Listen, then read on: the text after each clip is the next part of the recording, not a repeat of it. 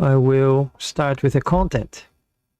Hi everyone, and welcome to another live session from the series Engineering Qualification Validation in Australia. And this is live session number 152. Yes, it is right. 152 weeks that I'm here every week talking about a subject related to the validation process or how to get a job in engineering. So very happy that another 4 sessions, I think 4 sessions, 52 weeks, 104, 156, yes. In live session one number 156, it will be then 3 years that I'm here every week. So that's my commitment to you guys, that I am sharing my knowledge with you. So to make your life in the validation process or to get a job here in Australia gets easier than when I came here back in 2005. But first, for those that don't know me, I am Gerson. I'm the founder of the website www.engineersinaustralia.com, a website that I created 3 years ago to help you in your journey to validate your engineering qualification in Australia and to become an engineer here in Australia. And I'm very happy that tonight I'm going to share with you some valuable information about how you can write a good career episode. What is a career episode? A career episode is one of the documents that you will need to validate your engineering qualification here in Australia. And if you don't know really what I'm talking about, if you heard about the validation process, if you don't even know if you can become an engineer in Australia, the good news is yes, you can become an engineer in Australia if you are graduated outside of Australia. You just need to go through a process of validation. And I'm here to try to clarify a few things every week. And for those that want to know a little bit more, you can participate in my free workshop. I've got a free online workshop called I Want to Become an Engineer in Australia. And it's very easy to participate. You just need to register in my workshop. I will probably just put the link in the comments so you guys can register yourself. Just pasting in YouTube, pasting in Instagram, and I'll see if I can paste in I don't know if I can in Facebook. Sorry, I can't, but that's all right. I'll put later on. So you just need to put your name and email address, and you will be receiving a confirmation email of the workshop, and then in the days after you will be receiving the video links to the 3 videos that I explain everything about the validation process. So it's 100% free. You don't need to pay anything.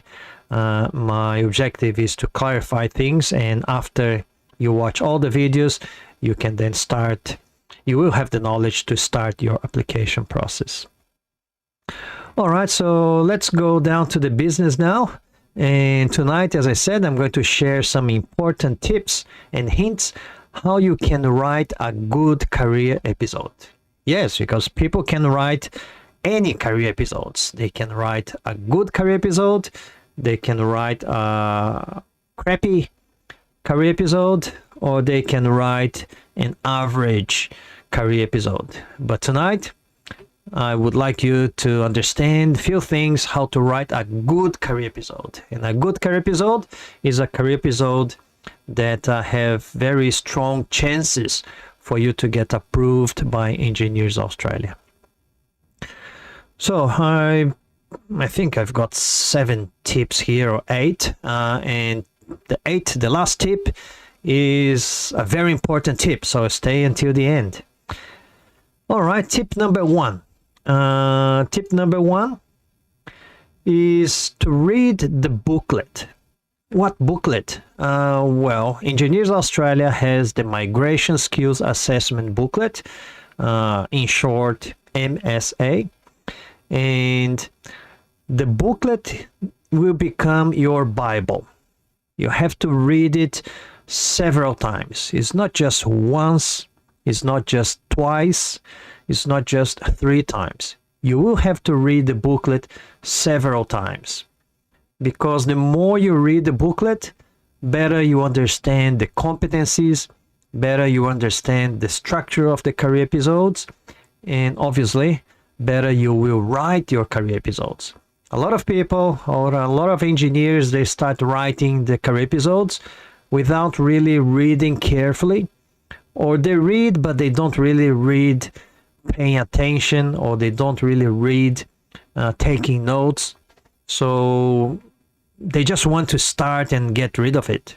So, and that's probably not a good idea, because to write a career episode very well, you need to understand the competencies. What are you going to address in those paragraphs? So very, very important, especially when you are reading about the 16 competencies. Yes, Engineers Australia asks you to address 16 competencies, 1-6.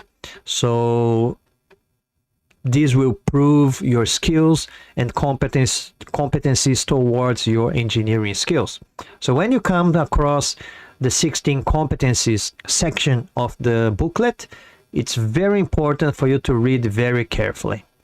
Take notes. If there are words that you don't understand, take notes and try to understand those words, because if you don't understand the competencies, you're not going to write a good career episode. Tip number 2 is to watch out for silly mistakes. That's very common. Not many people talk about this hint, but there's a lot of people that they make silly mistakes. So please don't do silly mistakes. Put yourself as the Engineers Australia assessor. If you are making silly mistakes, it means that probably you didn't read with attention, you didn't read carefully the booklet, and you are wasting the time of the assessor. And the assessor is not going to like it. So it's not a good idea for the assessor not like you just because you made silly mistakes. There are things that are very clear in the booklet. And if you make those mistakes, the assessor will interpret that you're not valuing the process. And if you're not valuing the process, the assessor will be obviously very strict with you. And some of the examples of those silly mistakes. What can happen, or what can be some of those silly mistakes? I've seen many silly mistakes that a lot of engineers they already made. For example, scanning.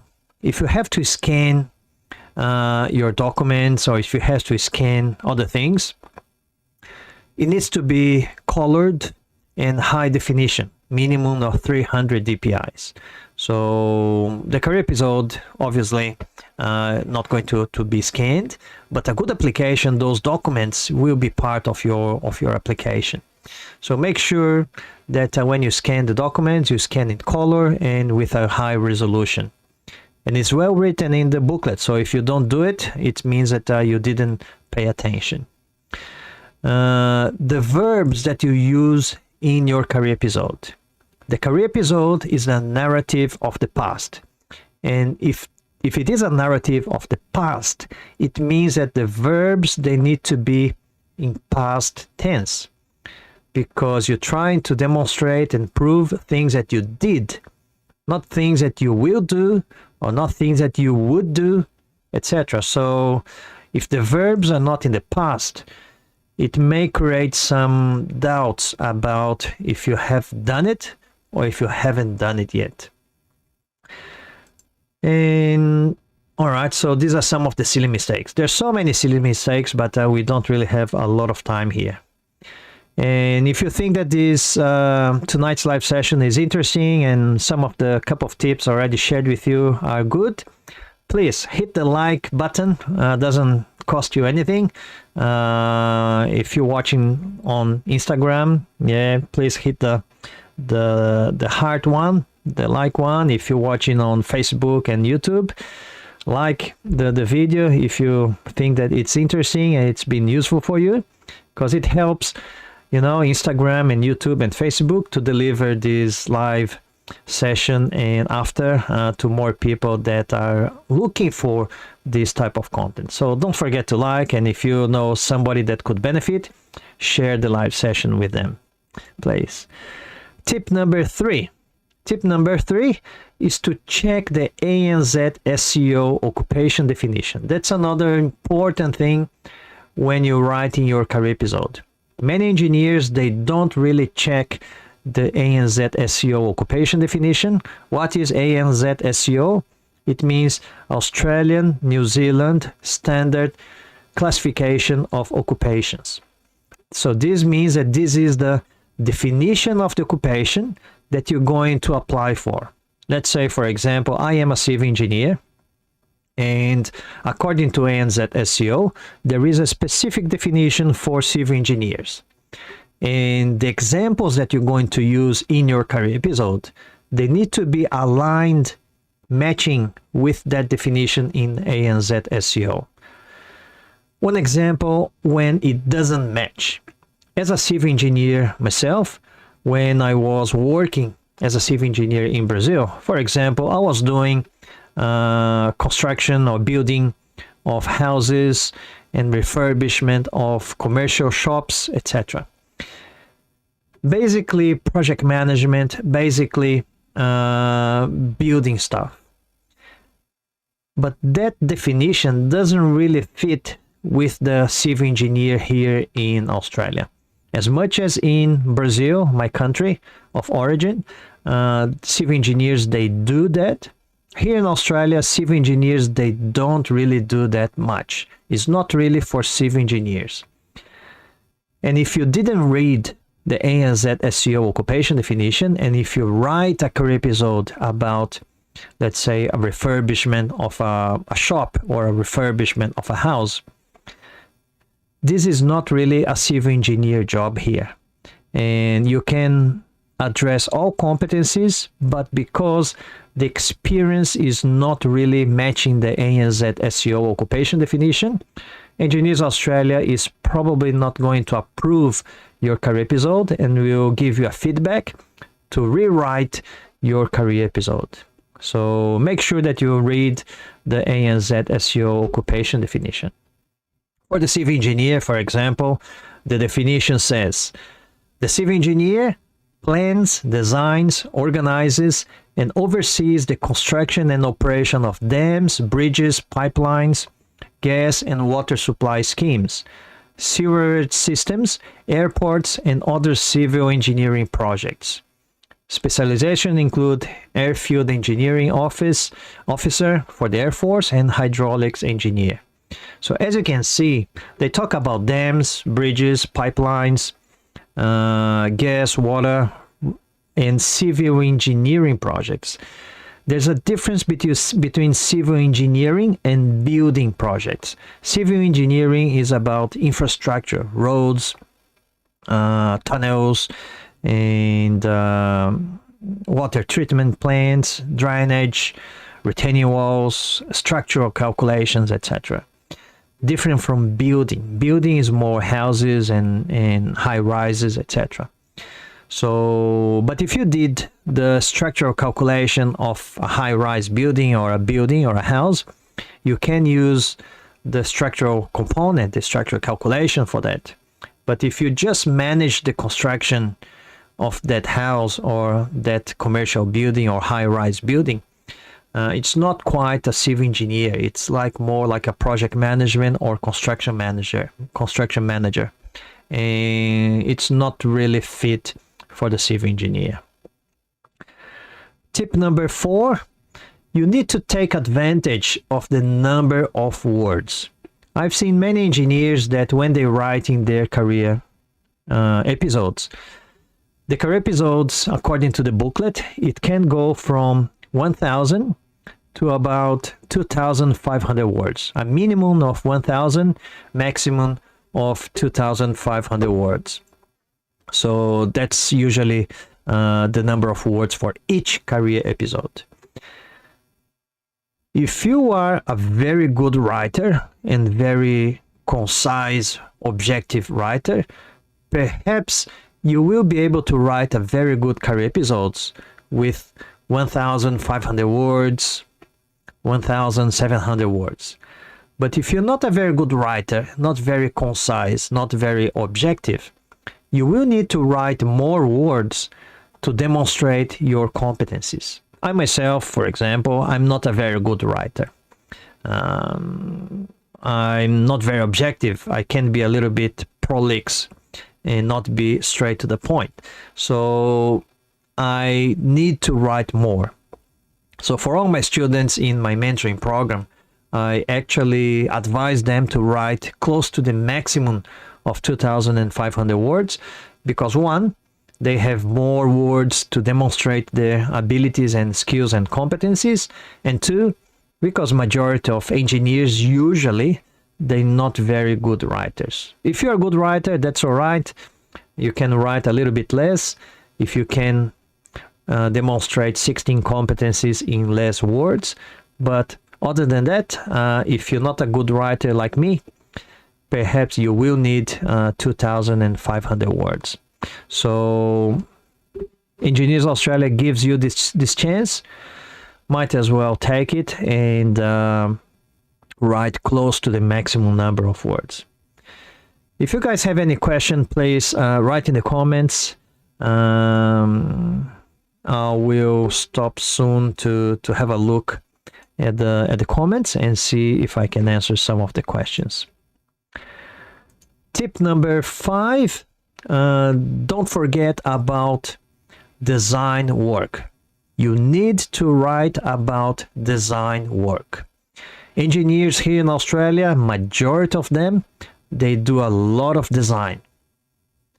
Design means, in Portuguese, I say projetar. So it means calculations, it means the whole design process, it means utilizing formulas, doing simulation, doing some testing, doing some modeling. All of this enter in the design process. So you need to describe pretty much the whole design process, the scope, the design brief, and there's confirming the scope with the client, selecting the standards that you're going to use, selecting the material that you're going to utilize in your design, obviously the assumptions, the calculations, any computer aided software that you use, the inputs that you're going to put in there, the analysis of the results. Obviously when you put a lot of data in the computer, it will then spit out some outcomes and you need to analyze that, and obviously then the final outcome of this design. It could be AutoCAD drawings, it could be tables of reinforcement steel, or structural calculations of parts and machines, etc. So all of this, it needs to be in your design component. Oh yeah, Gerson, but when I graduated, I didn't really work with design. I was working in the factory, I was working on site, I was working in a practical manner. So how can I demonstrate design experience if I haven't done design after I graduated? Well, if you haven't done design work after you graduated, you will need to get some design work while you were graduating. So let's, for example, take your subject of design or structural calculations or whatever at university.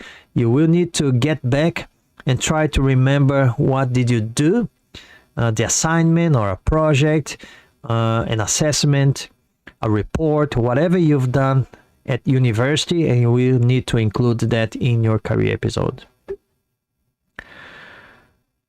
Very, very important. If you don't have design component in your career episode. I'd say that Engineers Australia will not going to like it, and you will probably have to rewrite your career episode. Tip number 6, tables with headings not in English language. So that's very common mistake as well that a lot of people they do, especially because obviously if you are doing the CDR process, the competency demonstration report, it means that you are graduated overseas and you are not automatically validated. So you need to write these reports. And if you are an overseas engineer from a non-English background, for example, from Brazil, Colombia, yeah, where are you guys from? I like to know my audience. You guys from Brazil? You guys from Colombia? You guys from the Philippines? You guys from India, Pakistan? Because my audience is very diverse, and I'm happy to see that my content can reach many different people. And what type of engineer are you? Are you a civil engineer, mechanical engineer?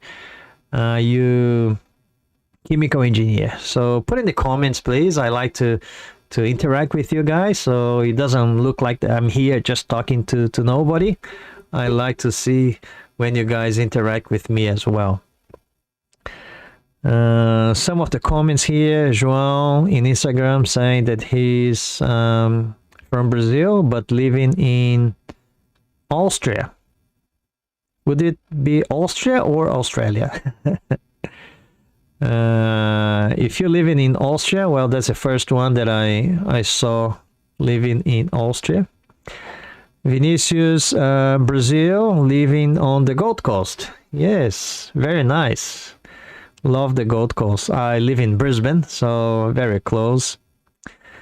Those ones on YouTube, where are you guys from? And let me see here, more comments. Felipe, Brazil, automation engineer. Yeah, very nice.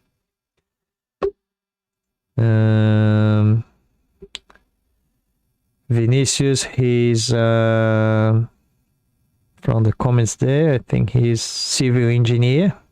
Good. All right. Yeah, João Carlos, Austria. Yes. Nice.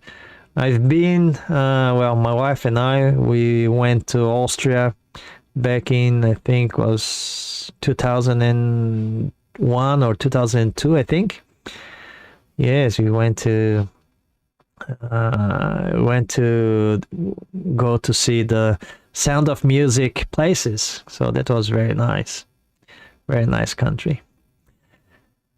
All right, so I've got some questions here. Oh no, I was talking about tip number 6, tables with headings not in English language. So that's very important. When you're using, every time that you're using a table, a diagram, a sketch, or a drawing plan, let's say that you put an AutoCAD drawing, you put a screenshot in your report. It's important that, especially tables, if the headings are in Portuguese, for example, or in Spanish or whatever, it's very important for you to put a legend in English, because the assessor will read that table and we're probably not going to understand anything.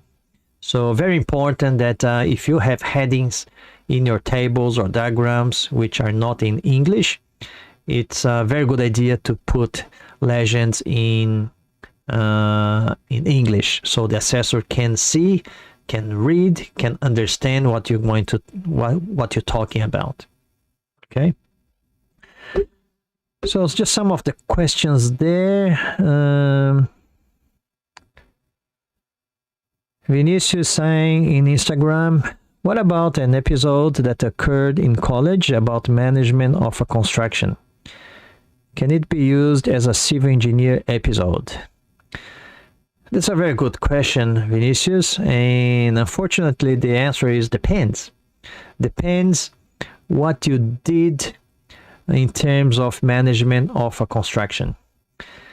Remember, you gotta have the ability to address the 16 competencies.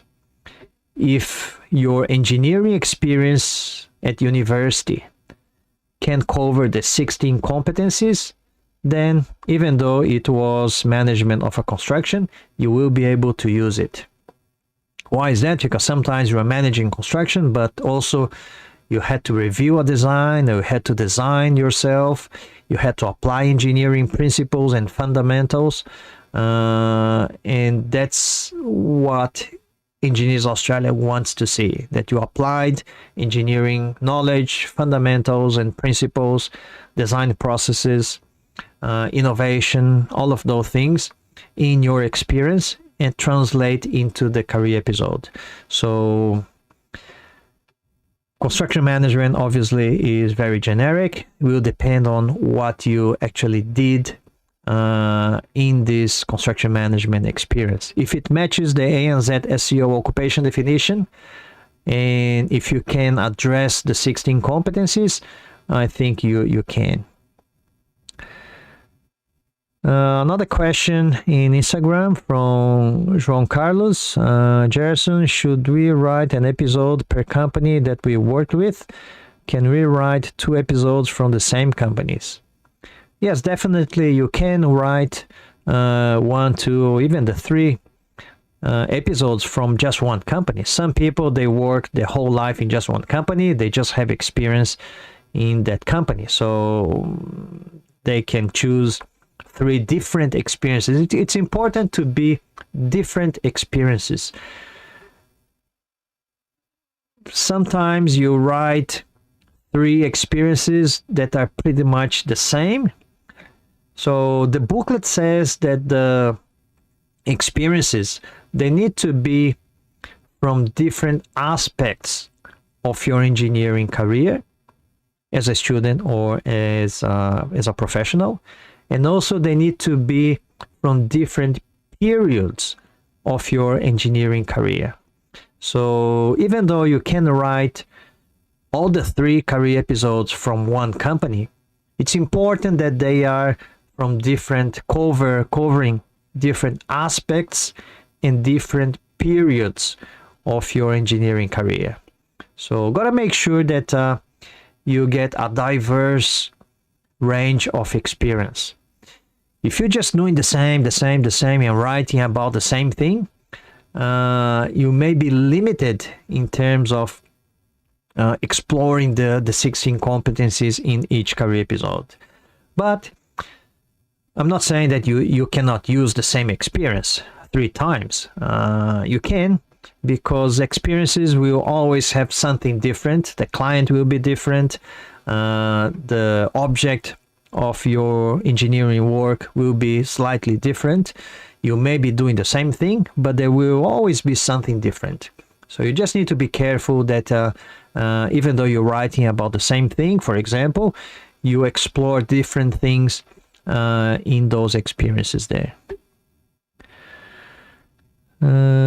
There's another question from Nicholas. Hey Nicholas, good to see you back.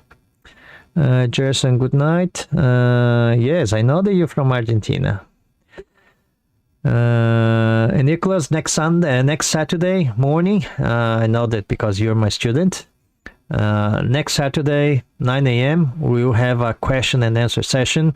So I will be sending an email tonight, actually, to my students, just letting you guys know that next Saturday, 9 a.m. Brisbane time, we'll have a question and answer sessions, 90 minutes, where you can ask a lot of questions directly to me. Nicholas from Argentina, for the purpose of the content, can I include calculations of voltage drop, for example, in my case, electrical installation of solar, commercial and residential?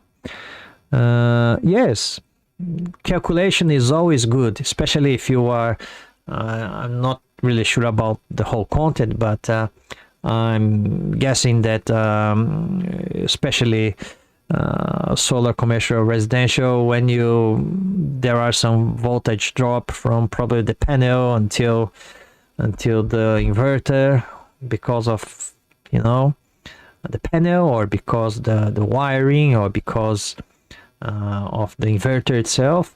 And then there's a calculation and you need to compensate that thing, but just assuming that that's the thing.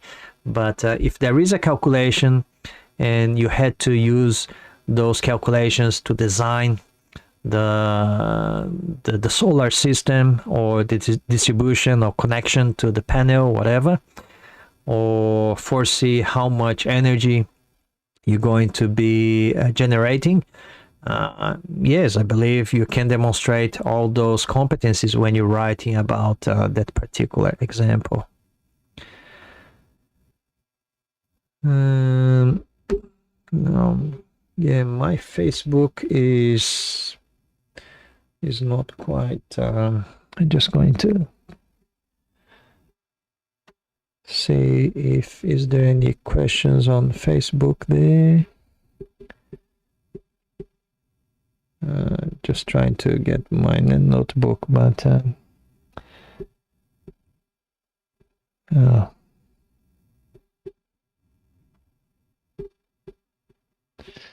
yeah, I cannot get back to my. I cannot get back.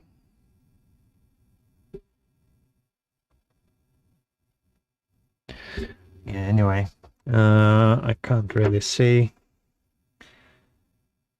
No, I don't believe there is any question on Facebook. Just look at my mobile there. And Nicholas said, correct. Gerson, thanks. Yes, for the design system. Yeah, so it should be okay. All right, tip number 7. Pay attention when you use the words such would or could.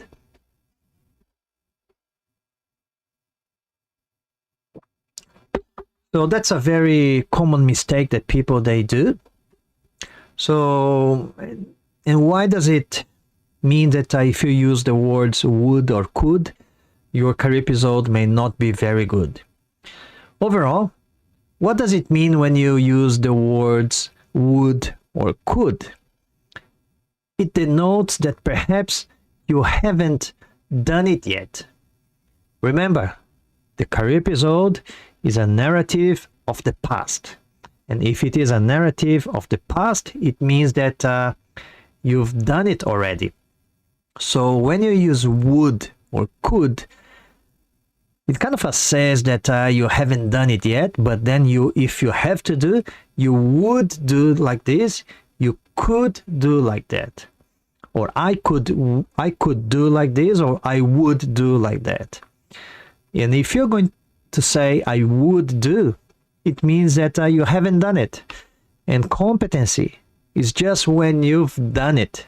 So please just be careful when you're writing, when you're using the words would or could. So one example that I put here in my notes is during the delivery of my water pump design work, I would consider the distance and height that the fluid would have to be pumped, as well as the viscosity. So that's one statement. Please note that if you write in this way, it clearly states that you actually haven't done it. So the right way to write this statement would be, during the delivery of my water pump design work, I considered the distance and height that the fluid had to be pumped, as well as the viscosity. So it means that you actually did it. You considered, and the water had to be pumped. So it's everything in the past. It's in the right way to write it. Got a question here in YouTube. Rashmin Rayani says, I have a question regarding demonstrating competency. Do we have to demonstrate all competencies in all 3 career episodes? The short answer is, I don't know, because the assessor is the one which will consider if it's good or not. But what I advise you guys to do is, yes, you need to address all 16 competencies in every single career episode. Why is that? I'm here to talk to you about writing a good career episode, a strong career episode, not just a career episode. A career episode that will have very good chances to be approved. And a career episode that will have very strong chances to be approved is the one that will address all 16 competencies in every single career episode. Which means that if you can demonstrate all 16 competencies in each career episode, it means that your experience that you're using is quite complex. It's a complex engineering experience. And that's what Engineers Australia is after. They want you to explain a complex engineering experience so you are able to demonstrate all 16 competencies. And when you're doing your summary statement and everything else, you will have plenty of paragraphs to demonstrate in your career episode. So if you are struggling to address all 16 competencies in the career episodes, perhaps that experience, you need to revisit that experience, and perhaps, if you can, choose a different one, because a good experience is an experience that you can address all 16 competencies. There's another question there. Yeah, from Nicholas. What if the career episode is based on my daily job description? Can I use present tenses? Example, after the design, I proceed to measure the voltage drop using a multimeter. It's not a good idea, Nicholas, because it needs to be an example that you've done it. So if it is a daily thing that you do, you probably have plenty of examples that you did, last week, yesterday, the month before, and you can then use all of those experiences in the past. So even though you do every day, but yeah, just choose an experience that you did in the past and then use that in your past tense. Because again, competency is the knowledge and the application of that knowledge. So if you just have the knowledge but never applied, you're not competent. If you applied something without knowing why you did it, you're not competent. It was just lucky. So you need to demonstrate your knowledge and the application of that knowledge to be competent. So all the basis of the episode is in the present tense. In this case, would that be accurate? Yeah, well, you need to be everything in past tense, pretty much. Don't use present because, again, the career episode is a narrative of the past. And tip number 8, and I thank you guys very much for staying with me until the end. And don't forget to like the live session if you're watching on Instagram and YouTube or Facebook. Hit the like button. Doesn't cost you anything. It motivates me to keep going and to come back here every week. As I said, I am here already for 152 weeks, almost 3 years, every week, every Sunday. And I'm planning to be here as long as I can. And your like and your sharing and your comments motivates me to keep coming here every week to donate my time to you guys. And last tip, and I said that this last tip is very, very important. The best career episode is, I don't have the drums, but the last one is the one that you write. Yes, the best career episode is the one that you write yourself. Remember, when you are not the one who wrote the career episode, it means that somebody else wrote for you. The chances to be caught by plagiarism by Engineers Australia is very high. And the consequences are really bad. The consequences are very, very bad. You will be banned up to 3 years.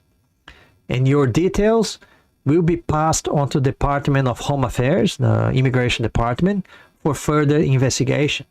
Because engaging companies to write on your behalf is unethical behavior, and it's a breach of the Code of Conduct of Engineers Australia. And it could even damage your character assessment with the Department of Home Affairs. Even if you're applying for like a student visa renewal, you may fail in the character assessment because you've breached a code of conduct. So it's very serious, not just impacting your ability to apply for your validation for up to 3 years, but also it can damage your renewal of your visa, because if Engineers Australia sends the details, your details to the Department of Home Affairs, it means that your character assessment is probably going to be damaged. So, and I received already so many messages from engineers that unfortunately they engaged companies to write on their behalf, even though those companies, they promised that it was going to be free of plagiarism. It didn't happen. Engineers Australia, they use very advanced software, and they caught them, and some of them were banned, and they were asking me if I could help them. But as you guys know, I don't do one-on-one consulting. I have a mentoring program where I teach you guys to write everything by yourselves, but I don't do revision. I don't help others fixing their problems, because they shouldn't really do this in the first place. I'm not here to preach you or whatever, to give a lecture, but I'm just here to alert and to warn you that Engineers Australia is very strict. If they catch you by plagiarism, you will be banned, you will be caught. So it is a difficult task to do the career episodes, but more difficult if you get caught and you cannot apply for 3 years. You have to do something else until you wait these 3 years. And even after 3 years, if you reapply, it means that Engineers Australia will know that you're already caught by plagiarism. What do you think they will do? They will get a magnifying lens and they will read word by word to make sure that you didn't do again. So it's not worth the risk.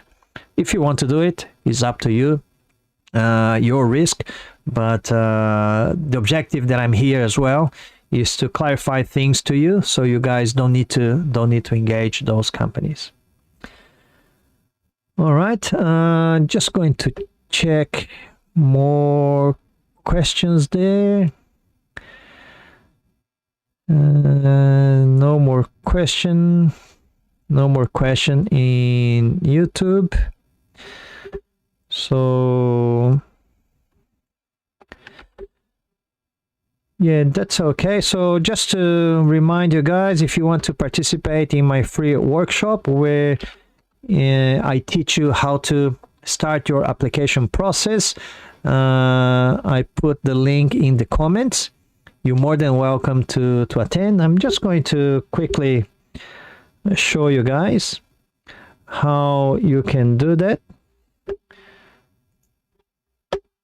You can just go to my website, engineersinaustralia.com, and the link that I put in there is actually this one, engineersinaustralia.com/free workshop. You just need to put your email address. I'll put my name there. I'm a Brazilian. I'm living in Australia, and register now. That's it. You just need to put your email, your name, and off you go. You register to the workshop. There are a couple of videos there, one in Portuguese, another one in English. Just saying that it's just 40 seconds video if you want to watch it. It just says that emails are very complicated. Sometimes you get it, sometimes you don't get it. And if you want to avoid that, you can then join my WhatsApp group. The WhatsApp group for the workshop. So there I can send the links So if you don't get by email, you will get by the WhatsApp group. But very simple. And then once you confirm, you will get a confirmation email. So very important for you to double check in your email inbox that you received your confirmation email soon after I mean 10-15 minutes you complete your registration. If you haven't received yet, it means that it probably went to your junk mailbox. So encourage you guys to access your junk mailbox. If the email is there, just make sure that you create a contact with my name and my email address, and you save in the favorites, because the videos of the workshop where I explain everything is going via email. And if it goes to junk mailbox, who checks junk mailbox? Nobody checks. And if it goes there, it means that you're not going to receive my emails with the videos. It means that you're not going to watch the workshop. It means that I cannot help you with your validation process. So very important for you to check that the emails are not going to your junk mailbox. All right. Just going to do another check in the questions there. There's another question. Another question there. I think there was another question in Instagram.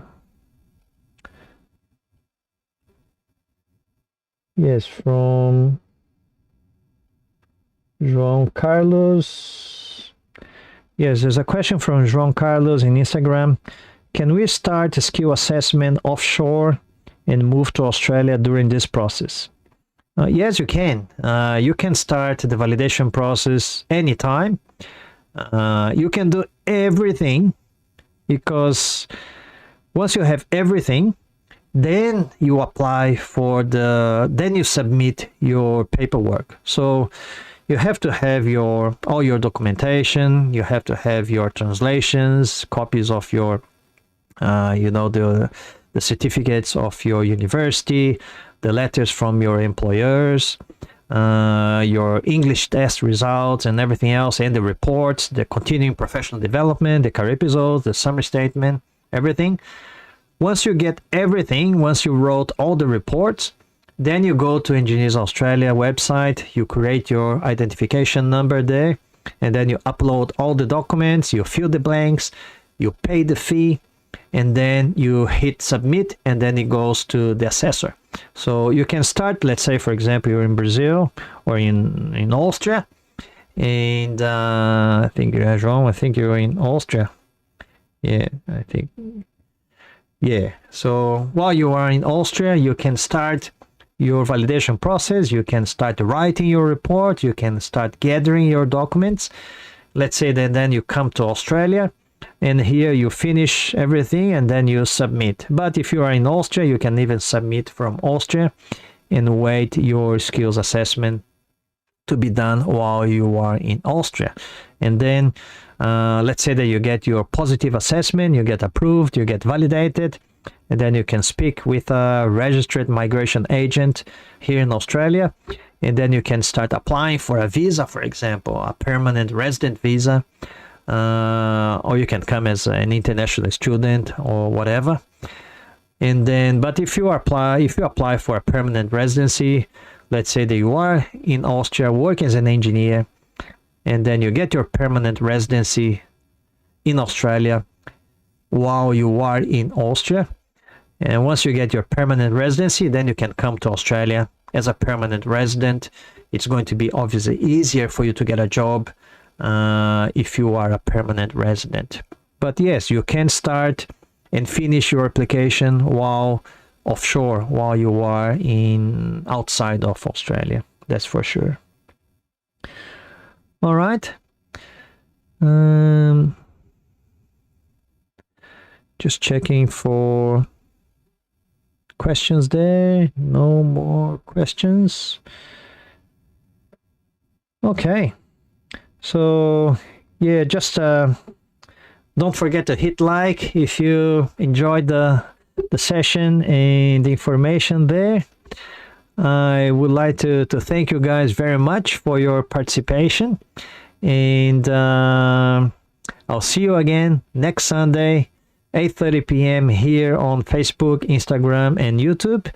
8:30 p.m. Brisbane time. Okay, and I'm probably going to talk about another subject I haven't chosen yet, but another subject related to the engineering qualification validation here in Australia. All right, thank you very much, and I'll see you then. Bye bye.